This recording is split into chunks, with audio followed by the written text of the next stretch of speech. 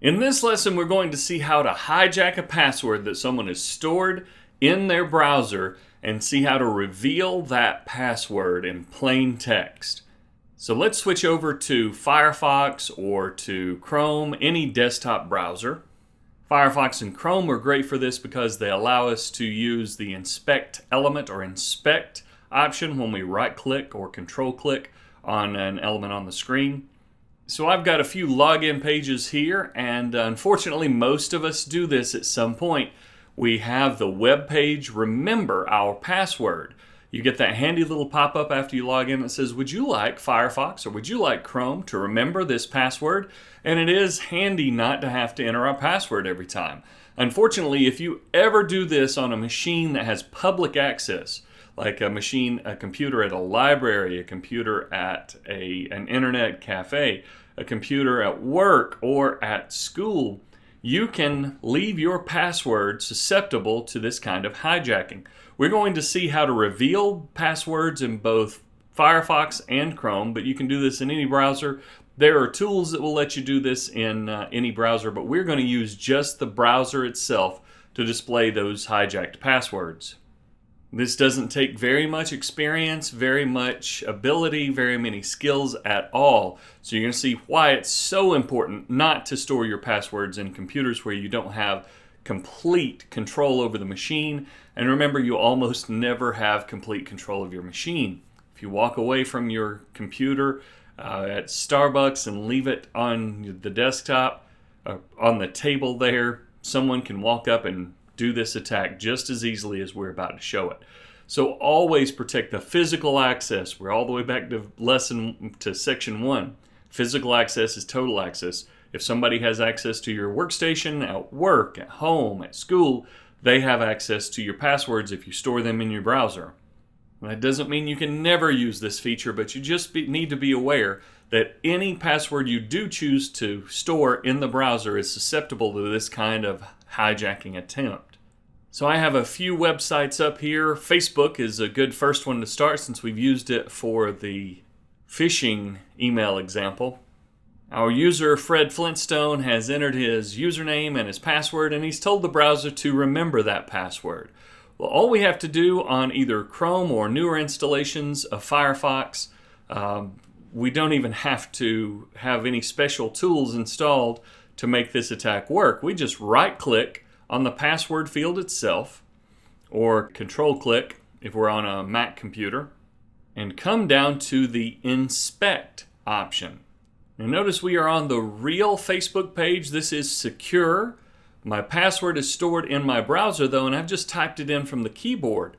So if I come down to Inspect and scroll over so I can see that password field still on the screen, the Inspect feature lets you look at the HTML behind a web page. So this is what makes this field look like it does. It's an input field. That's from a web form. I'll make this a little bigger in here. There we go. I've zoomed in just a little bit so we can see this clearer, but this is an input field, and we can see the type is password. It's actually this little piece that makes this mask those characters, because we know we just typed in regular characters. They just come up as dots or stars when we're on a web page. Changing this type from password to something else, and I can do this with just a double click, like a regular text field, T-E-X-T, and then hitting tab. Do you see what just happened to my password? Let me zoom in a little more there.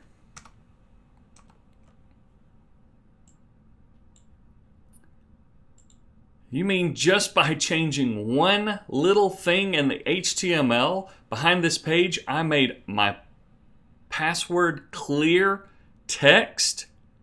So let's see that one more time. I'm going to click back over here for the type, and I'll Control Z or Command Z, or I can just type password back and hit tab. Notice it goes back to a password field, but if I double click on type and change that to anything, I can make it text. I can just make it, I can add one character. I can say password1 and hit tab or enter. And notice that password is no longer hidden on the web page. The same thing for Twitter. You right click, go to inspect, find the input And when you click over here on the element, you'll see that it highlights over here. Find the type equals password, change that to anything else, and hit tab, and your password is plain text. Banking, click on inspect, change the type equals password to anything else, and your banking password. Let's talk about how it works when you've got these two separate screens. We mentioned back in phishing that phishing attempts work best when you got the username and the password together like we do on most sites. But a lot of sites split this up, and there's a good reason for this. If I say Fred at Flintstone and then I have my password entered in here and I walk away, or I have it autofill, I just right click, come to inspect. Even though it's on two separate screens, if you remember that password, we just have to find the type equals password, change it, hit tab, and there's the password for Fred at Flintstone.com. Same thing for Gmail, even though it has two separate screens. If I come here and inspect, you see type equals password, make it something else. Hit tab, there's Fred at Flintstone's password. It's not just for Chrome either. We can minimize this. I've got a couple of pages loaded up here in Firefox. In older versions of Firefox, we would have to do Firebug installation. We'd have to add an extension. But these days, we just come to the page where someone's stored their password. We right-click, come down to Inspect Element, find that type equals password, and change password to anything else. Notice it's plain text right now, but as soon as I type one extra character in password and hit tab, I see Fred's password. The same thing with Twitter.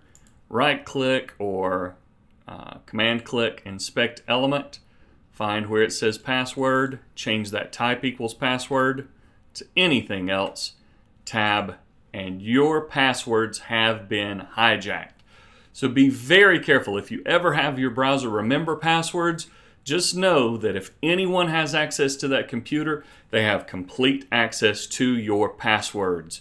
This is really important stuff if you have a shared computer or if you use public computers in any way. You can do this on your own personal computer for the passwords that are not most critical to you, but even then, you leave that laptop, you leave your desktop unattended, you could be open to browser hijacking like this. In this case, password hijacking from our browser. Changing one character by going to Inspect Element and changing that character, changing the type of a password field to anything other than password, we reveal the entire password in plain text. I hope this has been a useful introduction. Don't store those passwords any place that you don't have complete control over. And remember, you don't have complete control over very much. We'll see you in the next lesson.